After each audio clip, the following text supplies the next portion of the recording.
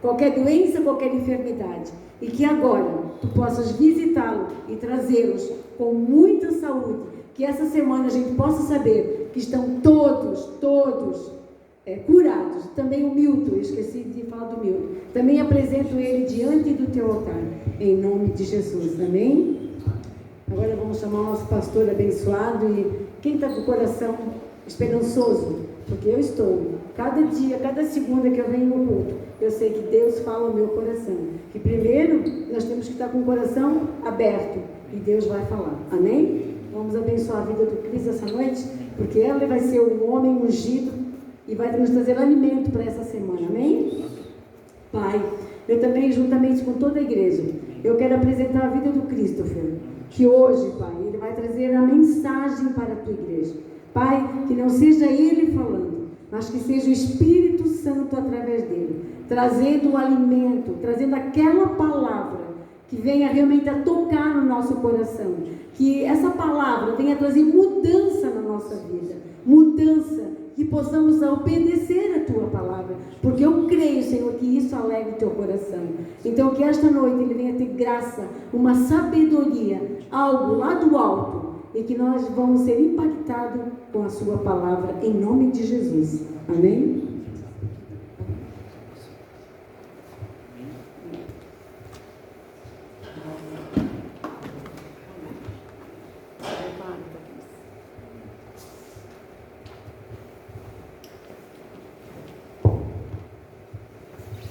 Amém, irmãos? Saúdo vocês com a paz do nosso Senhor Jesus Cristo. Eu me alegro de estar aqui, um lugar muito especial. Já recebi muito de Deus nesse lugar. E hoje eu tenho a oportunidade, de poder transmitir algo de Deus para a vida de vocês. Amém? Queria que vocês abrissem as suas Bíblias comigo no livro de 2 João, por gentileza. 2 João tem só um capítulo e a gente vai falar ali do versículo 7 em diante.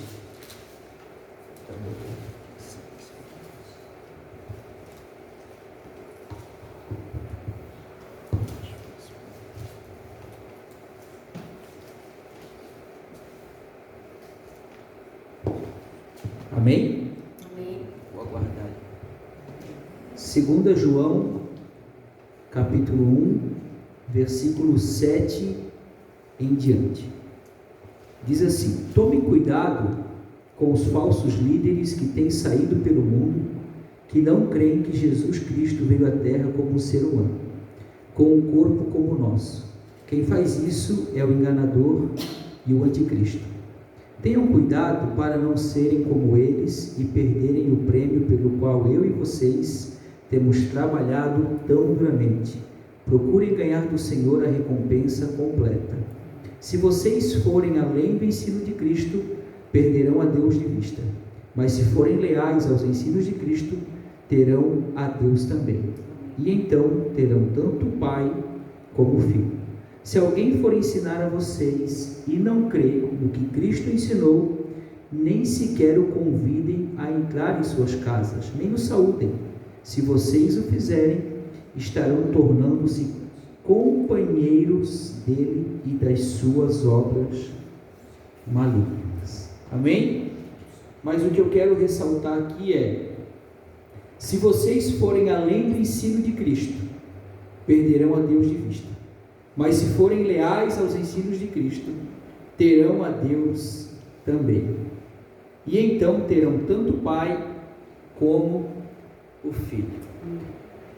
Numa das ministrações que eu estava fazendo na Casa Peniel, eu coloquei esse texto, como parte da ministração. E no meio dessa ministração, eu li esse verso, e o Senhor falou comigo.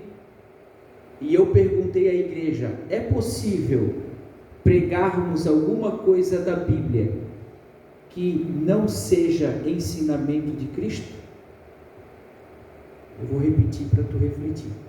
É possível eu trazer algum ensinamento de Cristo que não, algum ensinamento bíblico que não condiz com o ensinamento de Cristo? É possível. As pessoas hoje, elas estão pregando muitas coisas que Jesus Cristo não nos deixou como mandamento, como ensinamento. E a igreja atual, ela tem perdido a Deus de vista. A gente está muito focado, irmãos, naquilo que não faz parte da doutrina de Cristo, da doutrina dos apóstolos. A gente está muito focado em ensinar coisas que Jesus não ensinou. Tu pode perceber, e eu não tenho nada contra a gente estudar o Antigo Testamento. Eu acredito que o Antigo Testamento, ele nos apresente a Deus e aquilo que Deus faz. Ele fala quem Deus é e aquilo que Deus faz. Mas 95% das pregações que eu tenho ouvido por aí, elas falam sobre Davi e as conquistas de Davi, falam sobre Salomão e a sabedoria de Salomão, falam sobre as vitórias de Sansão, falam sobre o Abraão, que é o pai da fé, que se tornou rico, Isaac, Jacó, enfim, eles pegam os ensinamentos desses homens e eles trazem como uma doutrina para a igreja. Por exemplo, se eu chegasse aqui e pregasse para os irmãos, creia no Senhor Jesus e será salvo tu e a tua casa, isso é para todos? Não, porque é uma narrativa.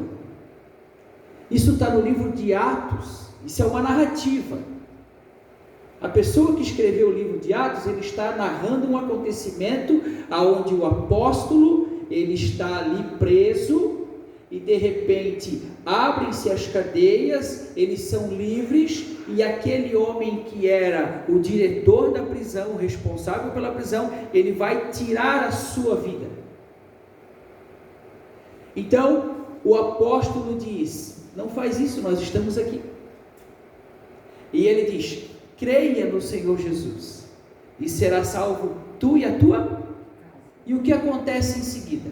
Ele vai à casa desse homem, ele prega a mensagem do Evangelho de Cristo, e esse homem e a sua família se convertem.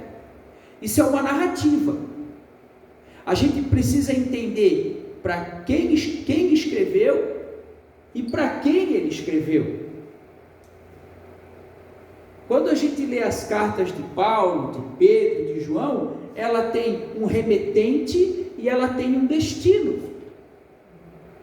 A Bíblia diz que o fundamento de fé é Cristo, não existe outro fundamento além de Cristo, e as colunas da igreja, que são os alicerces, são a doutrina dos apóstolos, e nós somos aqueles tijolinhos que são construídos sobre essas colunas. Ninguém pode trazer um ensinamento novo. Paulo diz que até mesmo se um anjo aparecer dizendo que veio do céu e trazer uma revelação, um ensino novo, não é para nós ouvirmos. Tudo que nós precisamos está em Cristo. Por isso que ele diz,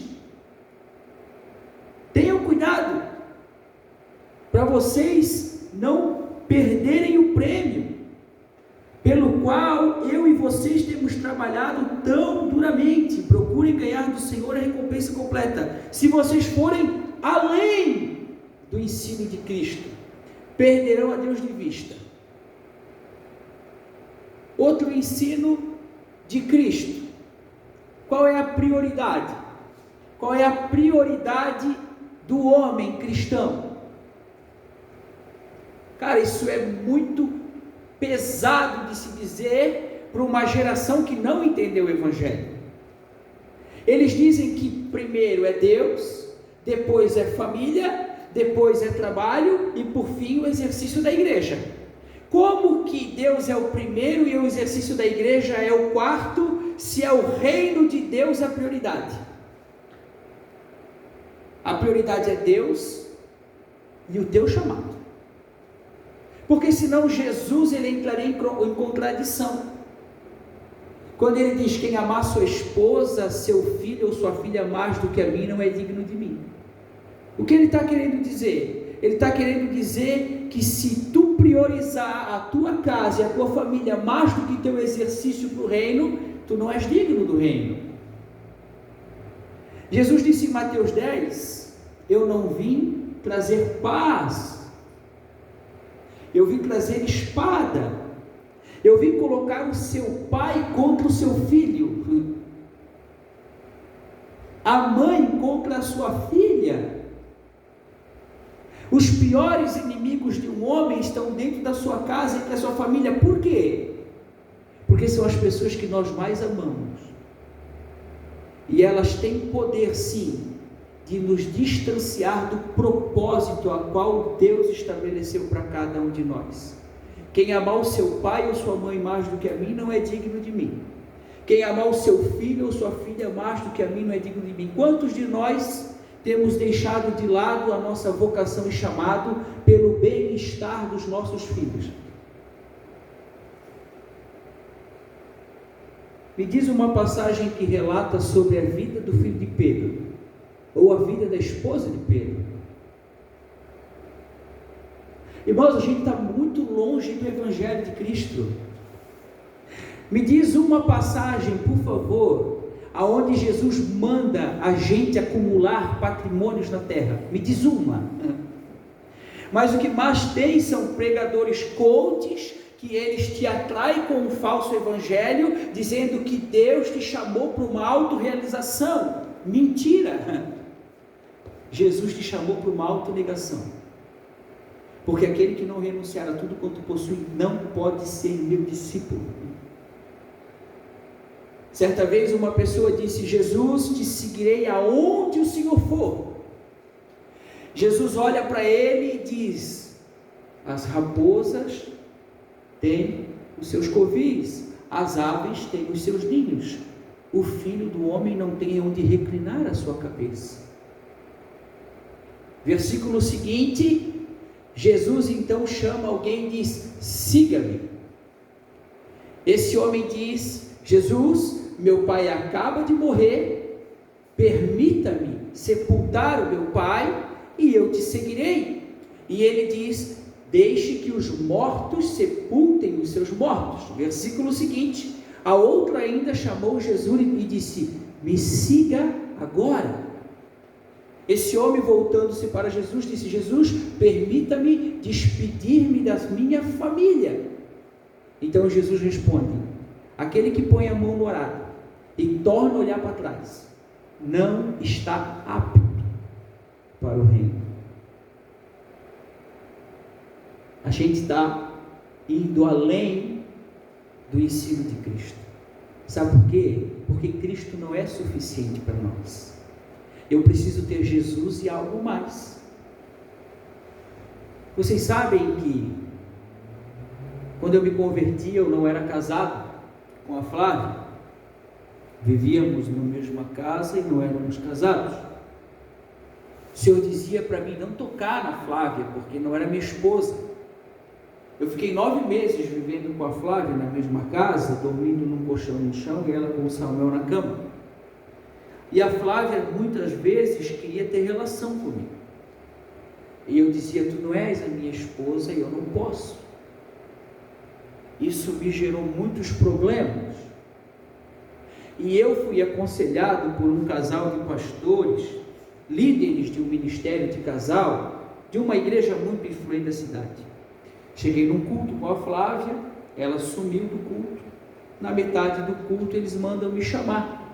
Eu desço na sala dos pastores e lá está a Flávia e esse casal de pastores. E eles falaram: não, já está tudo resolvido, né? A gente só quer conversar contigo. Então, vocês já são casados, vocês já vivem juntos, vocês já têm um filho, não pode ter relação. E não sei. Eu disse: não posso. O que constitui a Flávia como minha esposa é uma autoridade imposta por Deus, que é um juiz de paz. Não é o pastor que casa homem e mulher, é o juiz quando ele assina num documento. Se o Charles fosse comprar um apartamento de 500 mil reais, tu não queria um documento por escrito e assinado? E por que com a mulher que vive contigo, tu não podes casar lá e ter um documento? Que é lá que determina a lei. Eu disse, o senhor está equivocado, eu não posso tocar nela. Não, tu pode. Eu falei 5 vezes, até que a Flávia disse, tu queres saber mais do que o pastor? Eu olhei para ele e disse, se acontecer qualquer coisa conosco, a responsabilidade é tua. É tua. E eu fui para casa, e o que vocês achavam que a Flávia esperava? Nós tivemos uma relação. Quando nós terminamos a relação, a Flávia não conseguiu olhar para mim, eu muito menos para ela. No outro dia ela foi nessa igreja, o pastor presidente estava lá, e ela chorando disse, eu pequei, porque eu tive relação com Cristo. E o pastor presidente ficou muito bravo, e ela disse que foi instruída pelos líderes do ministério do casal, e o pastor então disse, volta para casa, peça perdão para Deus, peça perdão por Cristo, e esperem no casamento. Eu estou falando sobre ir além do ensino de Cristo, e eu parei na parte onde Deus não nos chama para uma autorrealização, mas para uma autonegação. Casamos, eu e a Flávia, e no dia do casamento, eu falei para ela, eu não te amo, eu não te amo, eu nunca te amei, eu sempre fiquei contigo porque tu fosse a mulher que engravidou do meu filho, mas eu sou um cristão, e eu entendo que se Deus me deu um filho contigo, é porque tu és a esposa que Deus tem para mim, e eu vou te amar. Foram essas as palavras que eu disse para ela no dia do nosso casamento. E eu posso garantir para vocês que eu vivo algo com a minha esposa que eu jamais imaginei que poderia ser possível. Eu amo ela, eu desejo ela, ela é linda, eu tenho ciúmes dela, sadio, mas tenho ciúmes dela, valorizo ela, e acho ela uma tremenda de uma mulher, que faz aquilo que poucas pessoas estão dispostas a fazer. Por quê? Porque ela entendeu o Evangelho. Será que de fato a gente está vivendo os ensinamentos de Cristo, ou a gente tem vivido a nossa própria vontade diante de Deus? Perguntei para os meus meninos lá em casa esses dias, o que é mais importante para Deus, a tua vida ou a glória do nome dele? E se Deus quiser te botar um tumor, porque Ele quer glorificar o nome dele, Ele está sendo injusto? Não. Ontem eu fui convidado a estar aqui, e eu não consegui dormir, fui dormir muito tarde, porque o Senhor falava no meu coração sobre isso, e eu relutei muito para poder falar sobre isso com vocês, porque não é algo fácil de se ouvir, mas é necessário. A gente tem vivido os ensinamentos de Cristo? Ou tu estás preocupado ainda com a tua vida aqui na terra? A Bíblia diz que nós não pertencemos a esse lugar. A Bíblia diz que o nosso tesouro deve estar depositado no banco dos céus. Tu queres deixar o quê? Uma herança ou um legado? Se tu morresse hoje, quem se lembraria de ti? Quem poderia contar uma história sobre a tua vida com Deus, que não for a tua esposa, os teus filhos, e olhe lá o teu pai e a tua mãe? Quem contariam histórias da tua fé, das tuas conquistas no reino, das tuas lutas com Deus? Será que o teu nome estaria escrito no rol dos heróis da fé? Lá tem um homem chamado Moisés, Hebreus 11, e diz que ele recusou ser chamado filho da filha de Faraó, ele abriu mão de ser príncipe e escolheu sofrer juntamente com o povo de Deus. Por quê? Porque ele teve uma revelação do Cristo, está escrito lá. Ele abriu mão de toda a glória do Egito, de tudo aquilo que foi lhe oferecido, para sofrer com o povo de Deus. Por quê? Porque ele almejava algo maior, algo melhor, uma herança incorruptível. Será que nós queremos Jesus?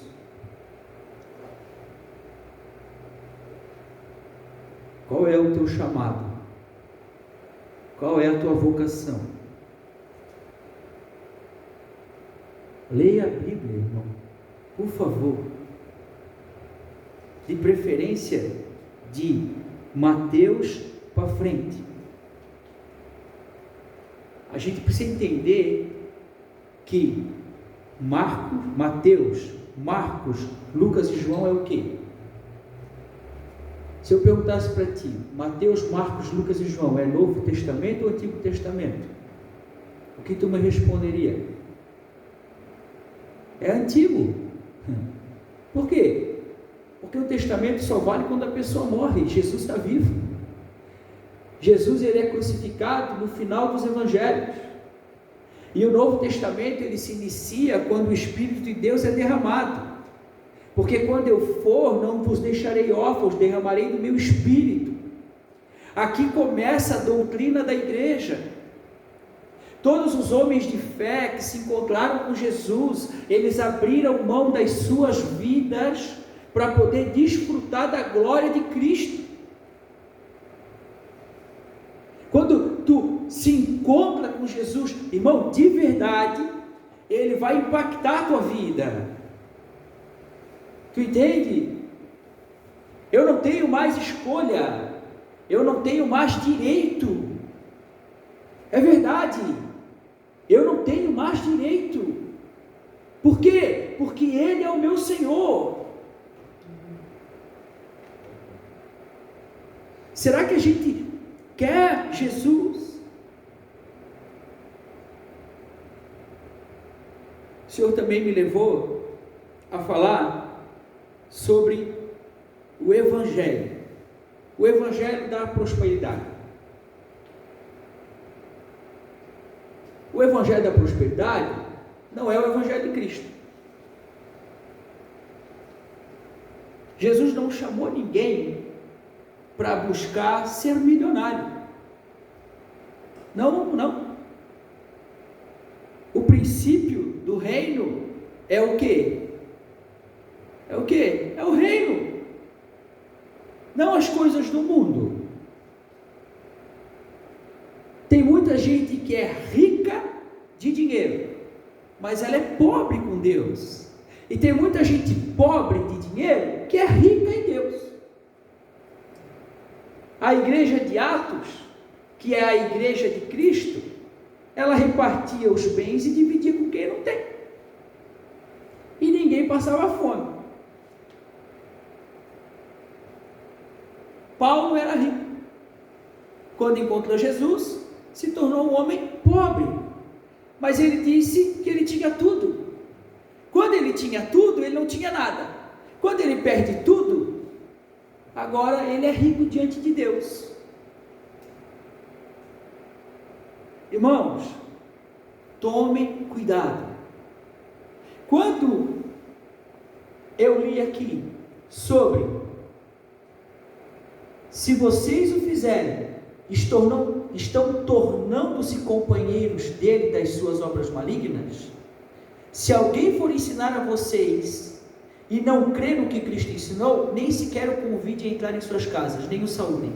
Se o fizerem, estarão tornando-se companheiros dele das suas obras malignas. Quem tem entrado na tua casa no YouTube? Estou falando de pregador. Quem tu tens ouvido no YouTube? Quais são os livros que tu tem comprado? Sim, nós estamos recebendo essas pessoas na nossa casa, trazendo um ensinamento que não provém de Deus. A prioridade é buscar em primeiro lugar o reino do céu e a sua justiça. E todas estas coisas vos serão acrescentadas. Não é todas as coisas, é todas essas. Comidas e vestimenta, é o que Jesus promete, é só ler o contexto. Prioridade é o reino. Segundo ponto, Evangelho da prosperidade é o Evangelho de Cristo. O Evangelho de Cristo é: não acumulem nada na terra. O Evangelho de Cristo é: repartam o que tem com quem não tem. O Evangelho de Cristo é trabalho suficiente para ter para ti e para dividir com os outros. Algumas pessoas podem dizer: é fácil dizer, o Senhor vive de bênção, de oferta. Não, eu trabalho, irmão. Sempre trabalhei. Eu sou um administrador de imóveis, para quem não sabe. Faço contrato, faço vistoria. Mas eu divido o que eu tenho com as pessoas que vivem comigo. Terceiro ponto. A visão do mundo. A visão do mundo é o evangelho carnal. Um evangelho de autorrealização, no sentido de quê? De eu fazer o melhor para mim mesmo. Um evangelho de autorrealização, onde tu busca o melhor para ti mesmo, não é o evangelho de Cristo. Porque o evangelho de Cristo é: venha a nós o teu reino. O pão nosso de cada dia. É um corpo, não é um evangelho individualista. É um corpo. Quarto ponto. Justiça. O evangelho da justiça própria. Né? A pessoa acha que ela compra a mente de Deus porque ela dá o dízimo. Ela acha que ela tem o direito, né, de fazer o que ela quer porque ela não é feliz.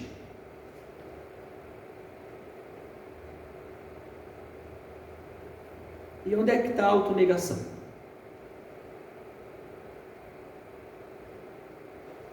Irmão, uma vez que eu tenho uma aliança com a minha esposa, eu fiz uma aliança diante de Deus, certo? E não tem nada a ver com ela. Ela pode ser o inferno. Não tem nada a ver com ela. Tem a ver comigo. Porque se eu sou um homem de Deus e sou um cristão, então ela pode ser a pior pessoa que ela for. Eu tenho uma aliança com Deus. E eu preciso ser cristão na vida dela, por pior que ela seja, e vice-versa. A gente fica achando margem e justificativa para não cumprir a vontade de Deus. Cara, todo dia a gente dá mancada com Deus, todo dia a gente traz Jesus, e Jesus nos abandona? Não, Jesus está ali. Jesus está ali. Imagina que nós fôssemos homens de Deus e profetas, e Deus chegasse para nós e dissesse: eu quero que tu vá lá naquele prostíbulo, lá no Monte Verde, lá na 1º de Maio, lá tem uma meretriz lá terrível, terrível, ela está lá mais por prazer do que por necessidade, eu quero que tu case com ela. Tu ia dizer: imagina, se o senhor está ficando doido, eu vou casar com uma prostituta, eu não posso? Que tipo de mulher é essa? Deus é jugo desigual. Deus diz: não, eu quero que tu case com a prostituta. Aí o profeta casa, ele traz ela para dentro de casa, ele cuida dela, ele ama dela, dá o melhor para ela. Mas ela vai para a rua e ela se prostitui de novo. Aí tu vai olhar para Deus e vai dizer: não, Deus, agora eu tenho margem para me divorciar, porque ela me traiu. Deus diz: não, tu vai lá no beco onde ela está, tu vais pegar ela de novo e tu vais trazer para casa, porque é assim que eu me sinto com o meu povo. Nós não temos mais justificativa diante de Deus. Nós não temos mais, gente. A gente tem que parar de achar que Deus construiu o mundo por causa de mim e de ti. A gente cantou aqui: a Ele a glória, a Ele a glória. A Bíblia diz que dele, por Ele, para Ele foram feitas todas as coisas. Quando Deus criou a humanidade, Deus não criou ela pensando no homem. Deus criou ela pensando em Cristo. Deus criou o mundo para a glória do Filho dele.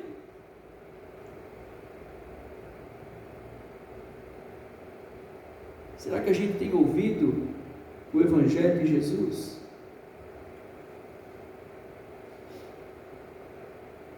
Jesus disse assim, ó: eu vou chegar e vou separar as ovelhas dos bodes.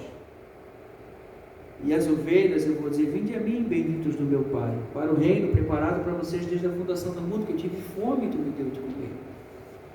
Eu tive sede e tu me deu de beber. Eu estive nu, tu me vestiu. Eu fui um estrangeiro e tu me abrigou. Quem abrigaria um estrangeiro? Quem hoje está preocupado se as pessoas têm jaqueta para se vestir ou não? Quem está preocupado se as pessoas têm comida? Eu estive preso. Qual de nós está preocupado com as pessoas na cadeia? Sim, é verdade. Eu estive enfermo e tu foi me visitar. Como que a gente olha para um aidético? Será que a gente toca na mão dele com prazer como tocaríamos na mão de uma pessoa saudável? Será que nós abraçaríamos ele com o mesmo abraço que nós daríamos no nosso filho? Será que a gente abriria a porta da nossa casa para uma pessoa que passou 4 anos na cadeia e está arrependida pelos seus pecados e busca uma oportunidade, como se fossem os nossos filhos saindo da cadeia?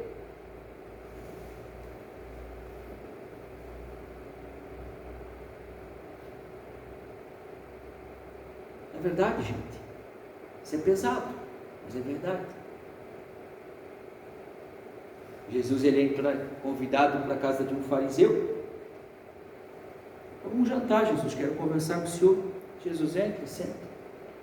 Eles estão conversando, aí entra uma mulher. E ela começa a derramar um perfume nos pés de Jesus, começa a chorar e começa a enxugar os pés com o seu cabelo. E aquele povo ali, que se achava muito justo, muito santo, muito correto, porque ia na igreja, porque cantava louvor, porque dava o dízimo e oferta, não adulterava, não mentia, não bebia, não cheirava, não ia na zona, esse povo aí estava sentado.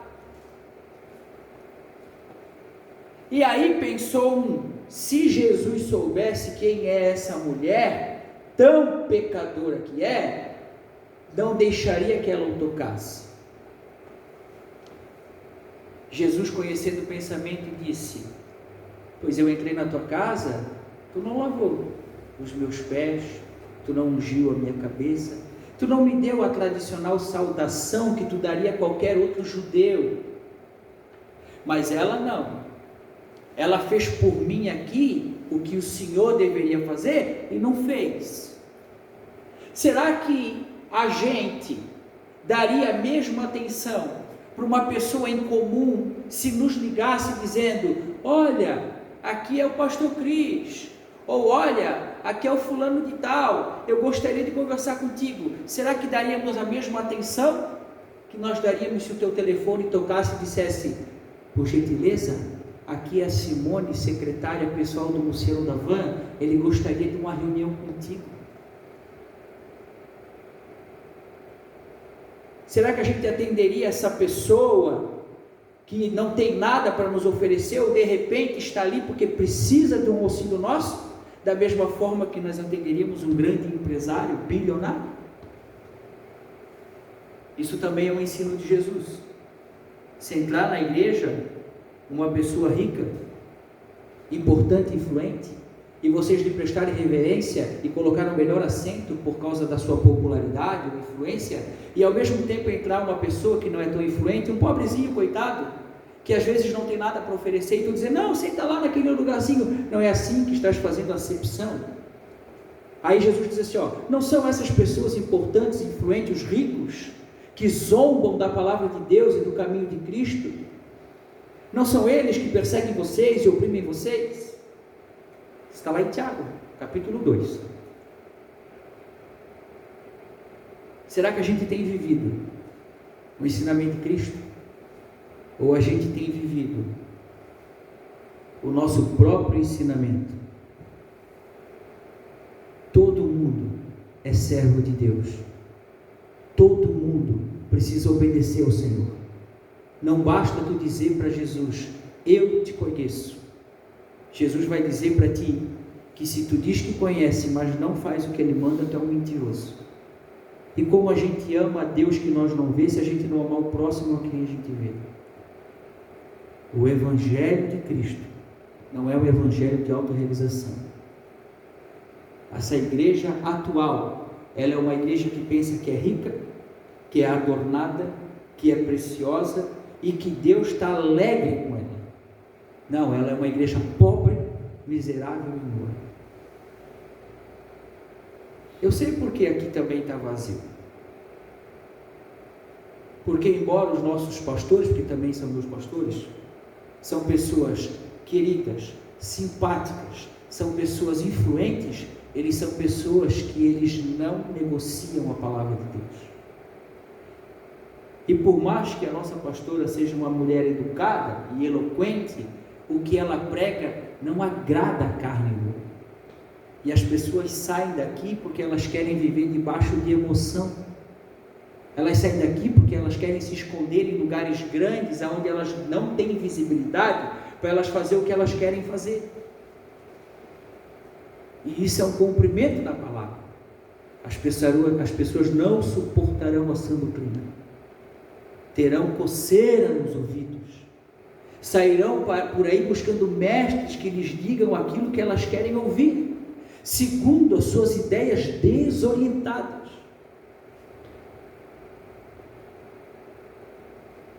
Eu estou falando do que eu sei, gente. Do que eu sei. A Bíblia diz que nós precisamos defender o Evangelho. Nós precisamos lutar contra aqueles que se dizem cristãos e não são. A gente precisa tirar dos altares, dos púlpitos, as pessoas que ensinam coisas que Cristo não ensinou. E é o que eu tenho feito nos últimos anos. Eu tenho feito. Eu tenho ido em lugares para ouvir o que eles estão dizendo, para entender o que se passa na cabeça das pessoas, e cada vez mais eu me decepciono. Eu me decepciono. Ninguém mais quer Jesus. Ninguém mais quer Jesus. Nós queremos o que Jesus tem a nos oferecer aqui e agora. Jesus multiplica os pães e os peixes. E Ele dá para quem? Para os fiéis? Não, Ele dá para todo tipo de gente. Ele cura fiel, infiel. Ele é Deus. Ele exerce da sua misericórdia. Muita gente é curada da lepra, 10 pessoas, mas uma volta para reconhecer quem Cristo é, e essa recebe a salvação. 9 pessoas foram embora curadas da lepra, mas não vão para a vida eterna. 5.000 pessoas são alimentadas por Cristo, com 5 pães e 2 peixes. Eles vendo o milagre que Jesus fez, eles tentam levantar Jesus como rei. Jesus se aparta deles, foge deles, e no dia seguinte eles se encontram. E o povo diz: mestre, onde o Senhor estava? Nós estávamos te seguindo. Jesus diz: vocês me seguem, não porque entenderam quem eu sou. Vocês me seguem porque eu lhe dei de comer e vocês estão satisfeitos. Por que nós seguimos Jesus? Por quê? Nós seguimos Jesus por quê, irmãos? Vou repetir, não sou eu, é o Senhor. Todo aquele que quer vir após mim e amar a sua vida mais do que a mim, não encontrará a verdadeira vida. Mas aquele que perder a sua vida por amor de mim e do Evangelho, encontrará a verdadeira vida. Aquele que não carregar a sua cruz e me seguir, não tem parte comigo.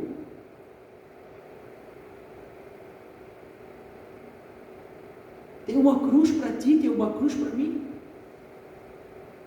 Tem uma crucificação para nós, por amor dele.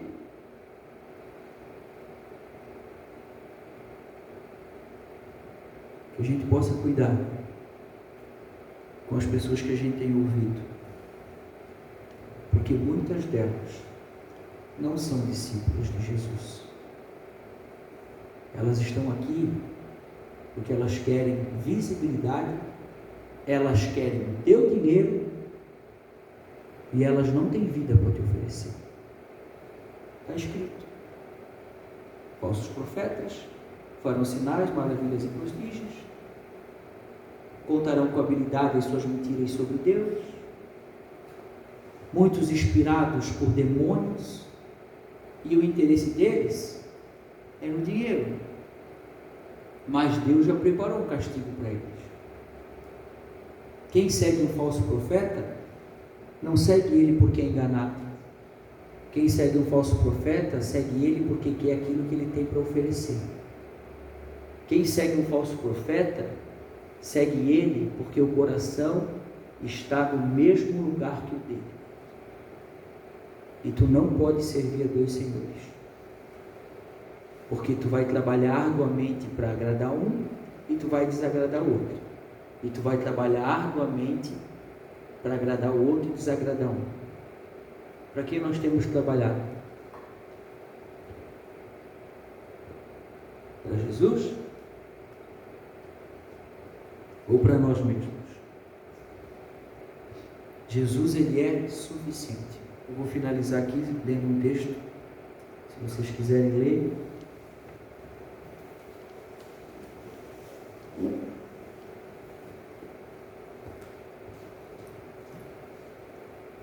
Deuteronômio 18:15.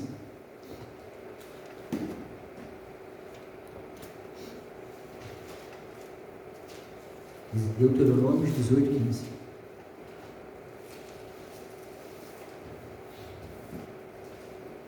Moisés disse ao povo. Deuteronômio, eu espero vocês. 18:15.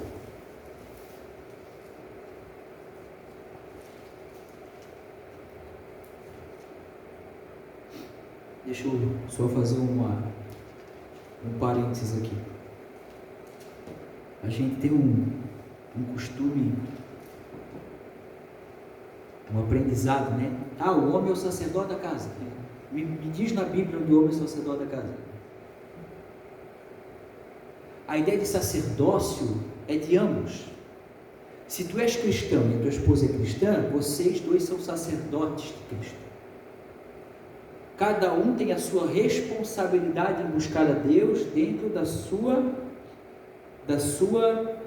do seu encargo. O homem não é sacerdote da casa, o homem é cabeça da casa. Tu és o cabeça do teu lar. Presta atenção. Como cabeça do teu lar, tu é o que vai dirigir e vai governar a tua família. Se o Senhor, ele te chama para algo e a tua esposa não quer ir contigo, tu vais ficar parado ou tu vai ir? Tu vai ir, porque quando Deus mandou Abraão sair da casa dele, Deus não falou com a esposa, falou com Abraão. E agora, nesse testamento novo que a gente lê, a Bíblia diz que as mulheres devem ser como Sara, que chamava o seu marido de Senhor. E a instrução bíblica é que as mulheres sejam obedientes aos seus maridos em tudo. Não é em parte, é em tudo. Homem é cabeça, mulher é ajudadora. Amem as suas esposas como Cristo amou a igreja, sim, se doando, sabe? Podendo estar com ela, porque quem é que obedece? A igreja ou Cristo? A igreja. Entende? Então, quando eu falo que a prioridade é o reino, se tu tens esse entendimento que vem de Deus, que o Senhor te chamou para uma prioridade, que é o crescimento e a expansão do seu reino, a tua família, estando contigo ou não estando contigo, tu tens uma responsabilidade diante de Deus. E se tu ficar parado e deixar de fazer por causa dela, que é desobediente, é rebelde, é insubmissa, o problema é dela.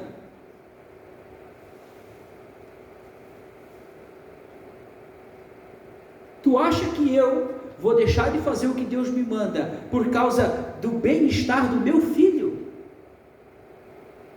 mais importante? Jesus ou meu filho? Essa semana eu recebi um boletim do meu filho. O meu pai era dono do restaurante do Bandeirante. Quando meu pai decidiu sair do Bandeirante, meu pai perdeu cerca de 1,5 milhão, 2 milhões, eu estou falando de coisa de 20 anos atrás ou mais, em um ano. A gente tinha apartamento em Itapema, casa em Perequê, casa no Maluche, cobertura no Maluche, carro. Nós tinha a Joana, que era empregada, que morava com a gente, a Tereza morava com a gente, e a Joana vinha 3 vezes por semana. 2 empregadas. Meu pai me botou no Honório, meu pai me botou no São Luís, meu pai me botou em tudo quanto foi lugar. Nada disso adiantou. Todos os filhos viraram uma porcaria. Meu pai nunca me ensinou a roubar, nunca me ensinou a mentir, meu pai sempre vai estudar, vai fazer. Todo mundo virou uma porcaria. Aí eu tenho um filho que tem 10 anos e está na 5ª série. Ele vive numa casa com um monte de, aos olhos do mundo, doido. Tem lá gente que matou, tem gente que roubou, tem gente que traficou, doido. Aí chegou o boletim do meu filho. A nota mais baixa que o meu filho tirou, 9. 9. Aí eu fiquei pensando, é o cuidar de Deus. Por quê? Porque eu estou fazendo exatamente o que Deus me mandou fazer, e eu não estou preocupado com ele. No sentido de que, se ele tiver 15 anos e olhar para mim e falar, pai, eu não quero estudar, eu quero ficar aqui na missão, eu quero ser, amém. Pai, eu quero ir lá para a Amazônia, lá no Ticuna. 15 anos, vai, porque o meu filho não vai chegar no céu como o juiz Samuel Christopher, ou o mestre em doutorado Samuel Christopher, ou o grande advogado, ou a celebridade, ou o grande jogador de futebol. Não vai, nem tu não vai, mas ele pode chegar lá com muitas honras de Deus, se ele foi um daqueles que renunciou tudo para viver a vida de Cristo. Isso é o galardão. Eu não crio meus filhos para o mundo, eu crio meus filhos para Deus. Eu não quero nem saber se ele pode nunca ter um carro na vida, eu não estou nem um pouco preocupado, nem um pouco preocupado. Sabe por quê? Porque isso não vai agregar nada na vida dele. Agora servir a obra de Deus vai. Acabando, Deuteronômio 18:15. Moisés disse ao povo: por isso o Senhor, o seu Deus, vai levantar um profeta no meio dos seus próprios irmãos, como eu, a ele deem ouvidos. Não foi isto que pediram em Horebe ao Senhor, ao seu Deus, no dia da assembleia, dizendo: não queremos mais ficar aqui ouvindo a voz do Senhor, o nosso Deus, nem ver esse grande fogo para que não morramos? Então o Senhor me disse: vou atender ao pedido deles, levantarei no meio deles um profeta, como você, um israelita, colocarei as minhas palavras em sua boca, e ele será o intermediário entre mim e o povo. Eu mesmo pedirei contas a todo aquele que não der ouvidos às minhas palavras que o profeta falar em meu nome. Mas ai do profeta que ousar falar em meu nome alguma palavra que eu não tenha mandado falar, ou que falar em nome de outros deuses, esse profeta terá de ser morto. Caso vocês digam em seu coração: como poderemos saber se a profecia vem do Senhor ou não? Aqui está a resposta: se aquilo que o profeta anunciar não acontecer, essa palavra não vem do Senhor. Aquele profeta falou com soberba e inventou a mensagem. Não tenha medo. Aqui, e eu vou acabar aqui, Moisés, ele está profetizando acerca de Cristo. Quando o Espírito de Deus desce em Atos 3:22, Pedro fala: Moisés, por exemplo, disse há muito tempo: o Senhor Deus levantará entre vocês um profeta que se parecerá comigo. Prestem atenção com cuidado em tudo quanto ele disser a vocês. Todo aquele que não ouvir o seu ensinamento será completamente destruído. Por que a gente prega sobre os homens do Antigo Testamento e não prega sobre Jesus? Sim, porque Jesus não é atrativo para nós. Porque ele pede de nós, irmão, a salvação é graça, favor não merecido. Mas lá no livro de Tiago vai dizer que a tua fé e as tuas obras caminham juntas. Uma fé que não produz obras, ela é morta.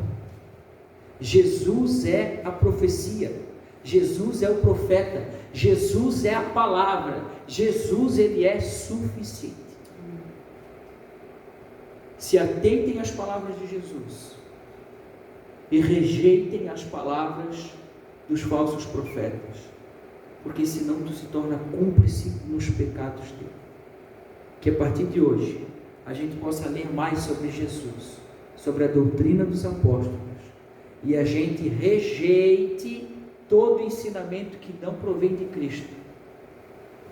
Jesus disse, Jesus disse, Jesus disse. Se atenta nisso. Jesus disse. Amém? Glória a Deus. Eu gostaria de orar. Quero botar uma música. Vamos escutar um hino. Não? Depois eu oro por vocês.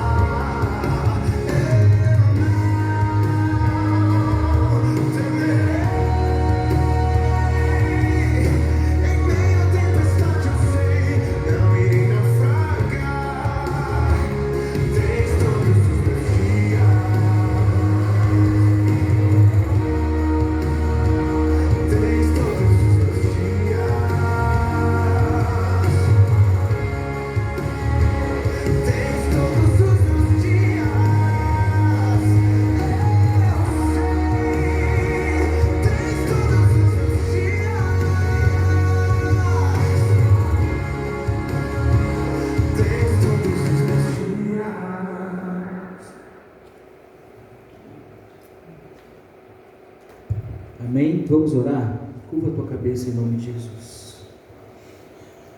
Pai, nós te bendizamos nessa noite, Senhor. Obrigado, Deus, Senhor, pela tua palavra, Senhor. Tua palavra que é viva e eficaz, Senhor. E mais penetrante, Deus, do que uma espada afiada dos dois lados, Senhor.